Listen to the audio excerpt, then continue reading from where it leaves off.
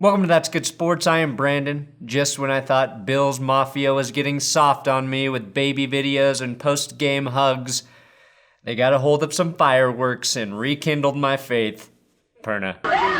It's the flavor that makes you go, ooh. I told you, Rob. I told you, Rob. Today, though, I want to talk about the play of all the illustrious quarterbacks this week. And by illustrious, I mean young guns. The BB shooters, the pre-pube passers, as Jim Nantz so affectionately calls them. The NFL is experiencing a youth movement at the position, except in New England, where after Jarrett Stidham threw one pick six, now has a new teammate in quarterback Cody Kessler. That's the Patriot way. Screw up once on the field, and we will bring in your replacement. Screw up twice, you're cut. Screw up a lot off the field, well, we'll exploit your talents and win a Super Bowl. And we also have the Ansel Adams of nudes, Tariq Cohen, to discuss OBJ's on-field savviness, the Steelers' new hate of draft picks, Jerry Jones' bizarre take on riding the horse, whole bunch of NFL stuff. That's good. Sports.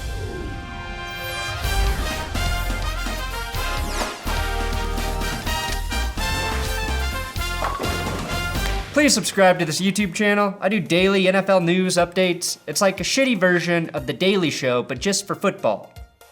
So if you like that. Also, I do have big dick Patreon shoutouts for Please Don't Steal My Card Details, Captain Portugal, Levi, Mythic Riven with a $20 donation, The Ginch, Mr. Ginch, Patrick Thomas upping to $3, 40 Hands, Trevor Sibian, Mr. Laser Balls, Manscaped My Butt Hair, Keegan McNeil, Caesar Cornejo, Robert Thay, Logan Whitsett, and a $100 donation from Rob Kirshner. Rob, oh my God, Rob. Rob, oh my God. Also, special message, Jason, your brother is better at fantasy football and your mom loves him more.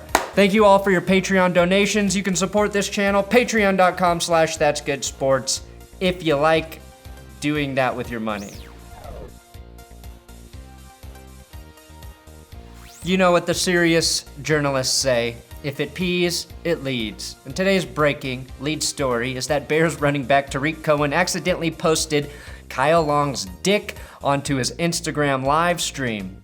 Cohen was live streaming from the Bears locker room after their Monday Night Football win for some reason, and as you can see, Kyle Long, well, it's blurred here, so you can't really see, but Long was changing in the background of Cohen's live stream, as a football player would do in a locker room. Now, due to the precedent established by Chad Johnson changing his name to Ocho Cinco, the NFL has to honor Kyle Long changing his name to Kyle Dong. I am adamantly against players streaming video in NFL locker rooms. I do not want my son, when he's born, to see an NFL player's penis one day. That will only give him incredibly false expectations of what my DNA can provide.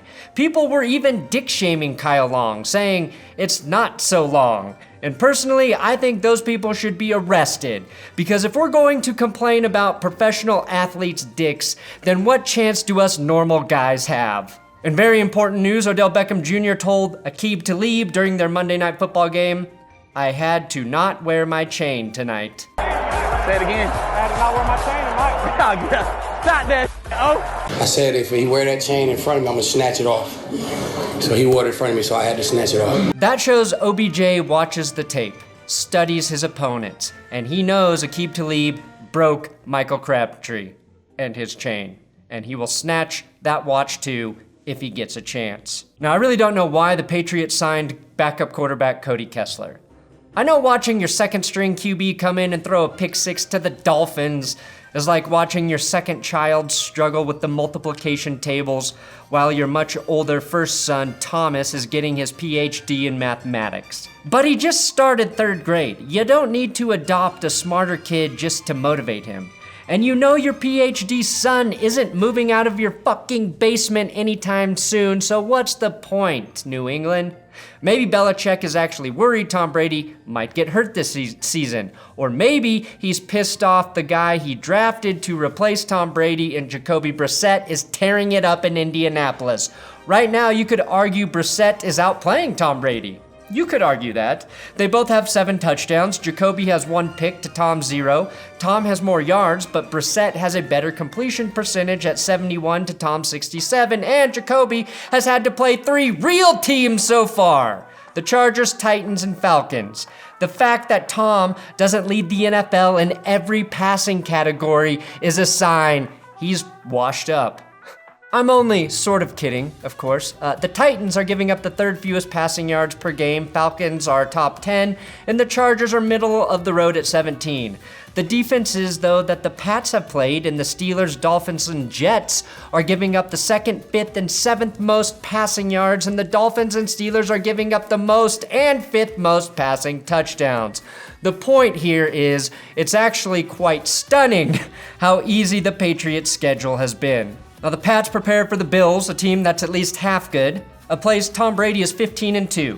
And yes, it's true, since he amassed that impressive record, not even a Bills quarterback has that many wins in Buffalo. Now it is official, there is no correct way to find or evaluate a future NFL quarterback. It is 100% a guess, and translating college play to NFL success is no longer real. Currently, Gardner Minshew, 6th round pick, Kyle Allen, an undrafted free agent, Daniel Jones, 1st round, 6th overall. Then you have Kyler Murray and Baker Mayfield, both number 1 overall picks, and neither are playing better than the 3 quarterbacks I just mentioned. Now the sample size is small, way too small to make any intelligent observations about these players. So instead, I will make unintelligent observations and predict which of these young quarterbacks is actually good and who will end up in the Hall of Fame, probably. Let's start with Baker Mayfield. Since entering the league, he has thrown 19 interceptions, which is the most in the NFL. He's also thrown 6 of those in the 4th quarter, also more than any QB. That is a pretty telling stat, okay? It shows Baker's biggest problem is turnovers, folks. Because usually a Baker can handle those. Speaking of someone who can handle a turnover or two, Rex Ryan said Baker Mayfield was overrated as hell. And Baker responded by saying, I mean, in the wise words of Freddie Kitchens, if you don't wear orange and brown, you don't matter. And Rex Ryan doesn't have any colors right now for a reason, so it's okay. Sadly, the only way Baker is a Hall of Fame quarterback is if Rex Ryan actually becomes his head coach. Kyler Murray, he has 0 wins as a starter in Arizona. He's 0-2-1. Fucking Josh Rosen got a win in his 2nd start with an even worse Cardinals team around him. Josh Rosen only needed to complete 10 passes in 2018 to beat the 49ers. Safe to say, Kyler Murray is a bust. Gardner Minshew may have had his manhood rattling around like a pinball trying to fill the stretched out jockstrap Big Dick Nick left behind, but he has a mustache, which has gifted him a 5 touchdown to 1 interception ratio. That's 5-1 for the math stupid Jarrett Stidham from earlier. He has a 73.9 completion percentage, second only to Dak Prescott. Anyone that can pull that off on a team that endured Blake Bortles deserves a bust in Canton. And one that includes the mustache, which serves as a reminder Gardner looks like the only video game he ever played was indeed pinball. Then we have Kyle Allen. Allen has a 144.4 quarterback rating after 1 start this season. That ties him with RG3, who threw just 6 passes week 1 in the Ravens' blowout win over Miami, filling in for Lamar Jackson. Kyle Allen has 3 big problems though right now. He's only played the Cardinals defense, who gives up the 4th most points per game. He has 2 first names, and neither of them are cool, like Gardner or construction worker, and he is not the play 60 kid. Don't forget 60 minutes of play a day, right? And I'll grow up to be big and strong like you. Absolutely. And play in the NFL. Yes, sir. And be drafted number 1. Maybe. Become the starting quarterback of the Panthers. Okay. You can be my backup. Excuse me? And make Panthers fans forget about you. And become your mom's favorite player. Whoa. Every single social site ripped that idea, and I wish we could credit the first person who did it. Since we can't, Kyle Allen will not be credited as a Hall of Famer. Then we have Daniel Jones, named NFC Offensive Player of the Week, even though Kyle Allen was better. Like Kyle Allen and Gardner Minshew, Jones has a quarterback rating over 100, plus 2 passes to go over 40 yards, more than Allen and Minshew. To me, he's more like Tom Brady than Eli Manning, though. After the Bucs dropped a pick 6 and Matt Gay missed an easy game-winning field goal, he's clearly got the favor of the football gods. Now, so did Eli in the Super Bowls, but bullying a gay kicker like Jones did means he also has the favor of witches, dark lords, and Satan, much like one Thomas Brady. Danny Dimes, definitely a Hall of Famer. I mean, Saquon Barkley is out for quite a while with an ankle injury, and Giants fans have hope because of Jones, who was the worst draft pick in NFL history just 5 months ago. If you disagree with any of these evaluations, then I only have one thing to say. Shut the fuck up and learn football, bro. He can't tell it. It's an automatic review by the proof. He can't tell it. He will lose the call. Shut the fuck up and learn football, all right? I'm tired of it. Some radio station asked Jerry Jones about Robert Quinn's sack dance. His response makes the Cowboys' 3-0 start even more impressive. Jones said, "Well, that's one of the best things I've seen, riding that pony. You know what's fun is sometimes Zeke will do something like that. He'll put a towel on or put on some shorts and head down through the middle of the dressing room, kind of spanking himself as he emulates riding a horse. And that's before a game, so you can see what an asset he is on and off the field for the Dallas Cowboys. Woo-wee, I'm Jerry Jones!" And there's no need for me to comment on that. Anything I could say would only degrade the poetic description by Jerry Jones. Except that there's a 99% chance he hallucinated the whole thing. Chargers running back Melvin Gordon is also ending his holdout, returning to Chargers camp this week. Besides resting his body, he accomplished nothing. Melvin: "If Andrew Dice Clay taught me anything from the last season of Entourage, it's that you never cave. You never cave and everything will work out super duper happy for you." Melvin will not play against Miami, which is kind of the team you want to play against, right, Melvin? Broncos kick returner posted a graphic that said he hit 20.13 miles per hour on his 57-yard kick return against the Packers. Pretty cool, except his caption was, "God peed."